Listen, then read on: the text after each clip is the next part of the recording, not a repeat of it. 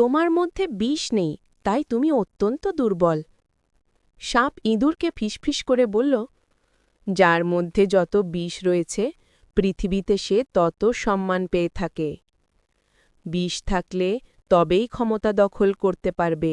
মনে রেখো, তোমার বিষ তোমার জন্য অমৃত স্বরূপ। ইঁদুর মনোযোগ সহকারে শুনে চলেছে। তোমার মধ্যেই বিষ থাকতে হবে, তবেই তুমি সম্মান পাবে, তবেই তোমাকে সকলে ভয় করবে। সাপ মোহময়ী সুরে বলে চলেছে। বিষয়টি ইঁদুর অনুধাবন করে। সে বুঝতে পারে বিষ না হলে জীবন অপূর্ণ। তাহলে আমার কি করা উচিত? নিরীহ ইঁদুর প্রশ্ন করে। একেবারে সহজ উপায়, তোমার অন্তরে বিষ তৈরি করতে হবে। সে না হয় হল, কিন্তু নিজের ভিতরে বিষ তৈরি করব কিভাবে? ইঁদুর অতি উৎসাহী হয়ে পড়ে। যেভাবেই হোক বিষ তৈরি করতেই হবে। তুমি চাইলে আমি তোমাকে সাহায্য করতে পারি। সাপ সাহায্যের হাত বাড়িয়ে দেবার ইচ্ছা প্রকাশ করে। কিভাবে? তুমি চাইলে আমার কাছ হতে বিষ নিতে পারো, আমি তোমাকে বিষ দিতে প্রস্তুত। শক্তি ক্ষমতা সম্মানের জন্য লালায়িত ইঁদুর তৎক্ষণাৎ রাজি হয়ে পড়ে। সাপ ইঁদুরের সম্মতি দেখে মনে মনে হেসে ওঠে। এরপর ইঁদুরের সম্মতিক্রমে তার শরীরে সাপ নিজের বিষ ছড়িয়ে দেয়। রক্তের সঙ্গে মিশ্রিত বিষ ইঁদুরের শিরায় শিরায় ছড়িয়ে পড়ে। যন্ত্রণায় সে কাতরাতে থাকে। তার পুরো শরীর বিষের কারণে নীল হয়ে পড়ে। ইঁদুর চিরতরে শান্ত হয়ে গেল। ইঁদুরের ডেডবডি মুখে নিয়ে সাপ জনসভার দিকে এগিয়ে চলে। সেখানে হাজার হাজার সাপ অপেক্ষা করে চলেছে। সকলে মিলে সাপকে হর্ষ উল্লাসে স্বাগত জানাতে থাকে। ইঁদুরের ডেডবডি দেখে সমস্ত সাপ আনন্দিত। সম্মিলিতভাবে আকাশ বাতাস মুখরিত হয়ে পড়েছে সাপেদের স্লোগানে। সভা শুরু হল। বন্ধুগণ, আমার প্রিয় বন্ধুগণ। সমস্ত সাপ মনোযোগ সহকারে শুনে চলেছে। চারিদিক নিস্তব্ধ, কোথাও কোনো শোরগোল নেই।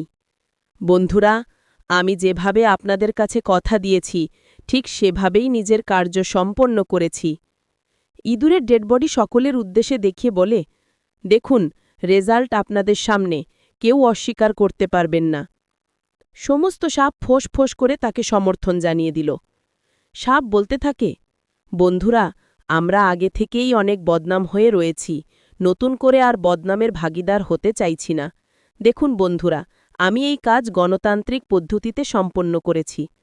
আমার উপরে কেউ দোষারোপ করতে পারবে না, কারণ ইঁদুর নিজেই আমার কাছে বিষ চেয়েছে, আমি তার চাহিদা পূরণ করে দিয়েছি। এ কথা বলে সাপ নিজের লকলকে জিভ বের করে নানা রকম অঙ্গভঙ্গি করতে থাকে। সমস্ত সাপ দীর্ঘক্ষণ ধরে ফোঁস ফোঁস শব্দে তাকে সম্মতি জানিয়ে চলেছে। বন্ধুরা, প্রথমে লক্ষ্যবস্তুর হৃদয় বিষাক্ত করে তুলতে হবে। সেই বিষ ধীরে ধীরে মস্তিষ্কে পৌঁছে যাবে। মস্তিষ্ক হতে শিরায় শিরায় বিষ ছড়িয়ে পড়বে। সে অস্থির হয়ে উঠবে। সমস্ত সাপের দল মনোযোগ সহকারে শুনে চলেছে। আমরা স্বপ্ন এবং ভয় দুটো হাতিয়ার একসাথে প্রয়োগ করে যাব। ভালো দিনের স্বপ্ন দেখাতে হবে, সঙ্গে সঙ্গে ভয়ঙ্কর বিপদের ভয় দেখিয়ে যেতে হবে। বিভিন্ন সময়ে বিভিন্ন নন ইস্যুগুলো ইস্যু হিসেবে তুলে ধরতে হবে, যাতে তারা আসল ইস্যু থেকে মুখ ফিরিয়ে রাখতে পারে। সাপ নিজের মুখে ইঁদুরের ডেডবডি তুলে নিয়ে বলে, দেখুন কিভাবে স্বেচ্ছায় সে আমাদের রঙে নিজেকে রাঙিয়ে নিয়েছে, কিভাবে সে নিজের শরীর নীল করে ফেলেছে। সমস্ত সাপ ইঁদুরের নীল রঙের মৃতদেহ দেখে উৎফুল্ল হয়ে পড়ে। তারা নিজেদের মধ্যে অজানা এক রোমাঞ্চ অনুভব করতে থাকে। সাপ বলে চলেছে, বিষ ভরতে থাকুন, বিষাক্ত করে দিন সমস্ত শরীর, কিন্তু গণতান্ত্রিক পদ্ধতিতে, উপদেশের ছলে, শান্তির প্রক্রিয়ার মাধ্যমে ধীরে ধীরে একটু একটু করে বিষ ভরে দিন। দেখবেন উপদেশ উন্মাদনা হয়ে উঠবে। এভাবেই আমাদের নিজের নিজের দায়িত্ব পালন করে যেতে হবে। দেখবেন গোটা দেশ সর্পময় হয়ে উঠেছে। সেদিন অত্যন্ত সন্নিকটে, যেদিন দেশের মধ্যে কেবলমাত্র সাপ ছাড়া অন্য কিছু থাকবে না। এক বৃদ্ধ সাপ উত্তেজিত হয়ে ফোঁসফোঁস করে বলে, বুঝেছি, আমাদের গণতান্ত্রিক পদ্ধতিতে গণতন্ত্রকে খতম করে সাপের রাজ্য সাপত্য কায়েম করতে হবে। মুরব্বি ঠিক বলেছেন, আমিও ঠিক এটাই বোঝাতে চাইছি। সাপ সম্মতির সুরে মাথা নেড়ে বলে। দ্বিমত পোষণকারী এক যুবক সাপ উঠে বলল, দেখুন, ইঁদুর মায়াজালে ভেসে গেছে, কিন্তু সকলে এভাবে ভেসে যাবে তার গ্যারেন্টি কোথায়? Very good question.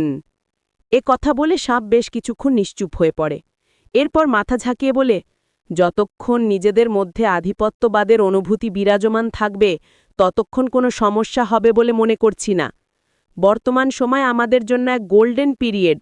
বর্তমান সময় সবাই একে অপরের ওপর আধিপত্য কায়েম করতে চাইছে। আমাদের সুযোগ কাজে লাগিয়ে এগিয়ে যেতে হবে। এই কথা শুনে সমস্ত সাপের মধ্যে খুশির লহর বয়ে গেল। বন্ধুগণ, কেবলমাত্র গর্ব বিক্রি করতে হবে, শ্রেষ্ঠত্বের স্বপ্ন দেখাতে যেতে হবে। শ্রেষ্ঠ হওয়ার স্বপ্ন তাদের ধ্বংস করে দেবে। একদিন সবাই ধ্বংস হয়ে যাবে।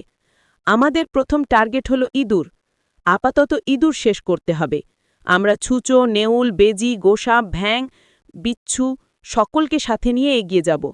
প্রথম টার্গেট শেষ হলে দ্বিতীয়, তারপর তৃতীয়, চতুর্থ, পঞ্চম, এভাবে সকলকে শেষ করে দেব। চারিদিকে হর্ষধ্বনিতে উত্তাল গোটা সর্পসভা। সবাই সাপের নামে ধন্য ধন্য করে চলেছে।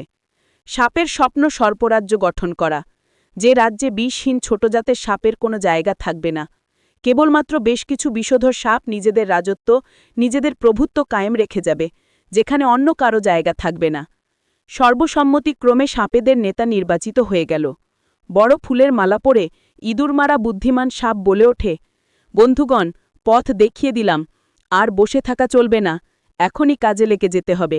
গণতান্ত্রিক পদ্ধতিতে গণতন্ত্র হত্যা করার কাজ।